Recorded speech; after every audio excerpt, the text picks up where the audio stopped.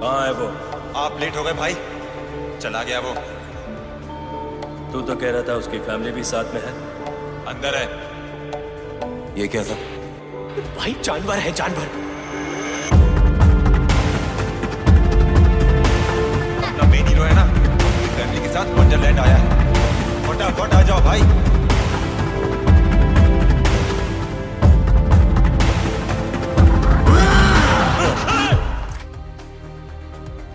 क्या आप जानते हैं अंतिम द फाइनल ट्रुथ एक मराठी फिल्म का रीमेक है?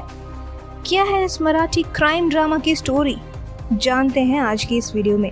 हेलो दोस्तों, मैं हूं पंखुरी और स्वागत है आपका बॉलीग्रैड स्टूडियोज में, जहां आपको देखने को मिलती हैं बॉलीवुड, हॉलीवुड और साउथ इंडियन फिल्मों के साथ वेब सीरीज के बारे में अपडेट्स, फैक्ट्स और मनोरंजक ट्रिविया। अंतिम द फाइनल ट्रुथ एक मराठी फिल्म का रीमेक है। उस मराठी क्राइम ड्रामा फिल्म का नाम था मुलशी पैटर्न। ये फिल्म 2018 को थिएटर्स में रिलीज हुई थी।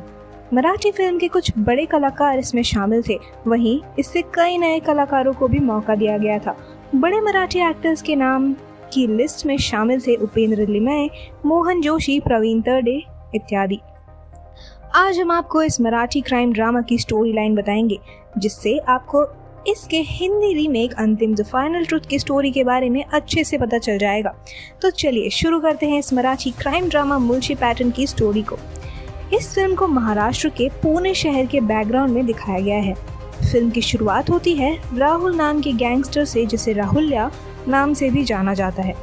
वो अपने बचपन के दोस्त गन्या का अंतिम संस्कार करते हुए दिखाया गया है, जिसकी मौत उनके एक राइवल गैंग के हाथों से होती है।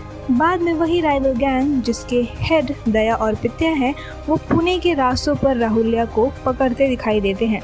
बाद में राहुल्या भी एक गैंगस्टर बन जाता है। कुछ इस तरीके से फिल्म की शुरुआत होती है। Through the series of flashback Rahulya के गैंगस्टर बनने की कहानी दिखाई जाती है और एक कहानी सच में आपके सामने एक नए क्राइम ड्रामा को पेश करेगी। फिल्म में आगे दिखाया गया है कि राहुल्या के पिता को अपनी खेती बाड़ी की जमीन दबाव में आकर बेचनी पड़ती है। राहुल्या, जो साधारण से गांव से दिखाया गया है, उसे अपनी जमीन बेचना अपने सम्मान को बेचने जैसा लगता है। उसे लगता है कि उसकी सारी प्रतिष्ठा खत्म हो गई। फिर जमीन बेचने के बाद राहुल्या के पिता उसे और अपने परिवार को लेकर पुणे की किसी जगह पर रहने चले जाते हैं। फिर उसी जगह पर वो एक बिल्डर के बंगले पर वॉचमैन की नौकरी करना शुरू कर देते हैं। एक दिन राहुल्या के पिता से बिल्डर की कार का नुकसान हो जाता है। इस बात पर नाराज होकर वो जलील करता है उसे और नौकरी से निकाल देता है। फिर से राहुल्या के पिता पूरे परिवार को लेकर मुलशी नाम की जगह पर रहने चले जाते हैं और अपनी जिंदगी पर गुजारा करने के लिए दिहाड़ी करने लगते हैं। पर राहुल्या मजदूर का काम करने से मना कर देता है और अब तक जो भी हुआ है उसके लिए अपने पिता को दोष देता है। उन्हीं की वजह से पूरा परिवार दिक्कत झेल रहा है, ऐसे इल्जाम भी लगाता है। दिहाड़ी के कारण एक बार काम पर राहुल्या को वहाँ के मजदूरों के लीडर की लड़की दीपाली से प्यार हो जाता है। यानी कि फिल्म में सिर्फ एक्शन धमाका नहीं, बल्कि प्यार इश्कबाजी को भी दिखाया जाएगा। एक दिन उसके पिता को कॉन्ट्रैक्टर कुछ कारण से गालियां और बुरा भला कह देता है, जिससे राहुल्या गुस्सा होकर कॉन्ट्रैक्टर को जान से मार देता है। ये बात वहाँ के गैंगस्टर नान्या भाई के नज़र में आ जाती है। फिर नान्या भाई राहुल्या को अपने साथ काम करने के लिए बुलाते हैं। राहुल्या और उसका दोस्त कन्या दोनों काम करने के लिए राजी हो जाते हैं। बाद में राहुल्या को पता चलता है कि उसके पिता को ज़मीन बेचने के लिए दबाव नन्या भाई ने ही डाला था। ये बात पता चलते ही वो नन्या भाई को भी जान से मार देता है। एक बड़े गैंगस्टर को मारने के बाद नान्या भाई की गैंग राहुल्या ही चलाने लगता है। पर इसी के साथ गैंग में मतभेद शुरू हो जाती है। राहुल्या अब एक लैंड माफिया बन चुका है। वो मुलशी की कॉर्पोरेट ज़मीन अपने कब्जे में ले लेता है। इस बात से बाकी गैंग में आक्रोश निर्माण हो जाता है।